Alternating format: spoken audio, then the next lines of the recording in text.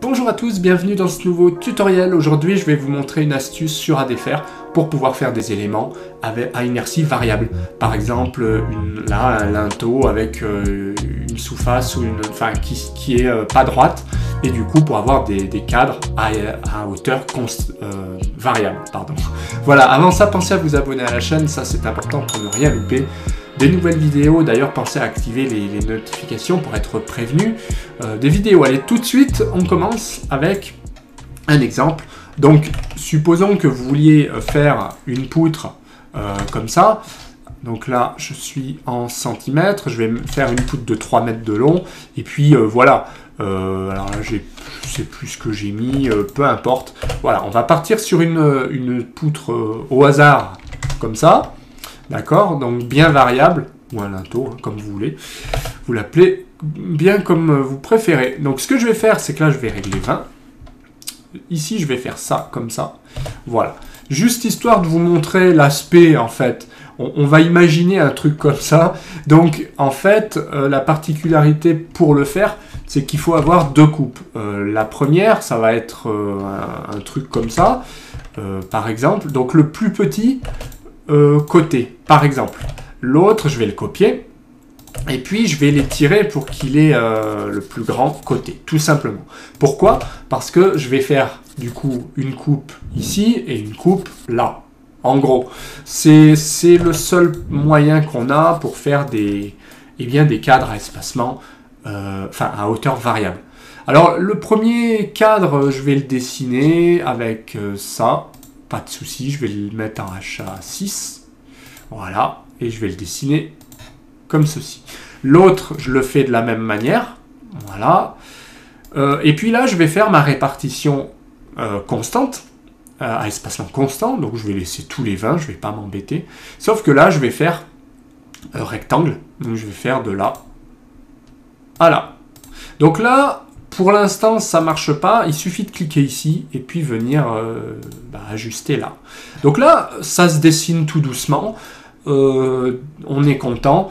Mais il manque quelque chose. Eh bien, il manque les repères en fait de cadre.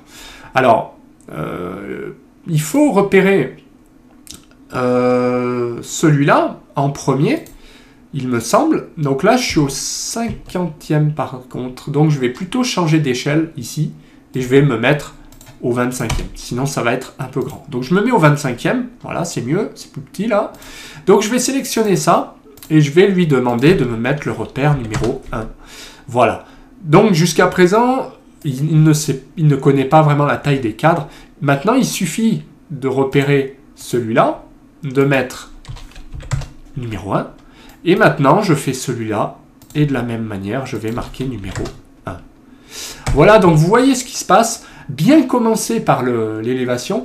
Pourquoi? Parce que sinon, ADFR ne permettra pas, si vous n'avez pas repéré l'élévation et qui plus est, elle n'est pas variable en hauteur, eh bien, il va considérer qu'on peut mettre un seul repère. Vous ne pourrez pas en mettre deux. Donc ça, c'est la particularité. Pour réussir à faire ce que j'ai fait, ben voilà, c'est assez simple, il suffit de commencer par répartir, comme j'ai fait, hein, bidouiller là avec la poignée pour régler la hauteur, et puis dessiner les deux coupes, et puis mettre deux repères. En fait, c'est important parce que ADFR va prendre la dimension ici, donc première dimension ici, deuxième ici, et du coup, il va vous faire tout ça de cette manière. Donc on peut lui dire maintenant de nous dessiner la nomenclature, enfin, de nous faire la nomenclature. Alors, vous allez voir que la longueur est, en gros, une longueur moyenne, bien sûr, avec une hauteur, là, variable, de 14 à 34.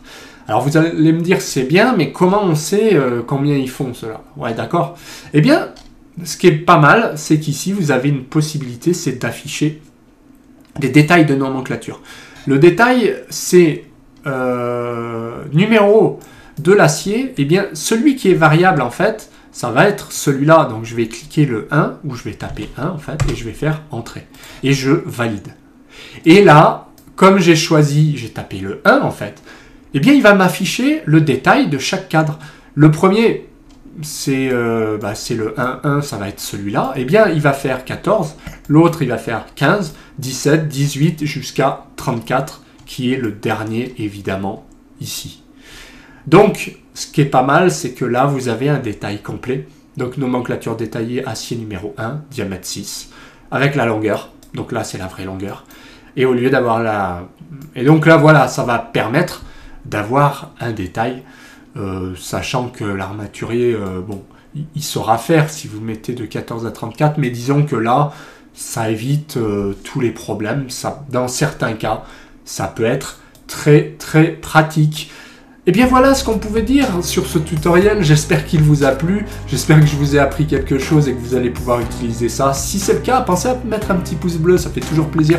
Pensez à vous abonner et activer la clochette des notifications, ça c'est pour ne rien louper. Et puis sinon, pensez à commenter tout en bas, histoire de réagir. Et puis sinon, je vous dis à bientôt en vidéo.